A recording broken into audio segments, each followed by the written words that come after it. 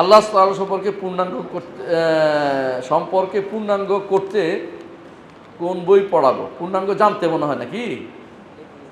জ্ঞান অর্জন করতে? তো জ্ঞান অর্জন ওদিকে চলে গেছে, আমি পড়তে পারছি। জ্ঞান অর্জন করতে কোন বই পড়বো? রহমান আরশের উপর উঠেছেন পড়বেন। রহমান আরশের উপর উঠেছেন পড়বেন। সত্যি বলছি, আল্লাহ সম্পর্কে জানতে হলে কয়টা জিনিস? 5টা জিনিস। আল্লাহু আহাদ, আল্লাহু সামাদ, লাম ইয়ালিদ ওয়া লাম ইউলাদ ওয়া লাম ইয়াকুল লাহু কুফুয়ান আহাদ।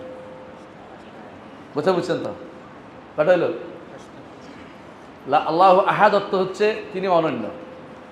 সামাদ অর্থ হচ্ছে তিনি সৃষ্টির মুখাপেক্ষী না, তিনি সৃষ্টির বাইরে, সৃষ্টি থেকে আলাদা।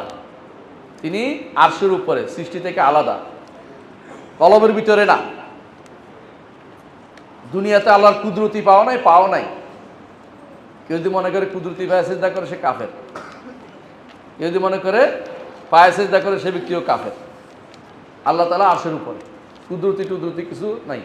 আল্লাহ আরশের উপরে। তিনি কিভাবে নেমে আসেন সেটা জানি না, কিভাবে সালাত আদায়কারীর সামনে থাকে সেটা জানি না, তবে তিনি আরশের উপরে, এটা বিশ্বাস করতে হবে। তবে তিনি নেমে আসেন এবং সালাত আদায়কারীর সামনে থাকেন, এটা বিশ্বাস করতে হবে। ধরন জানি না।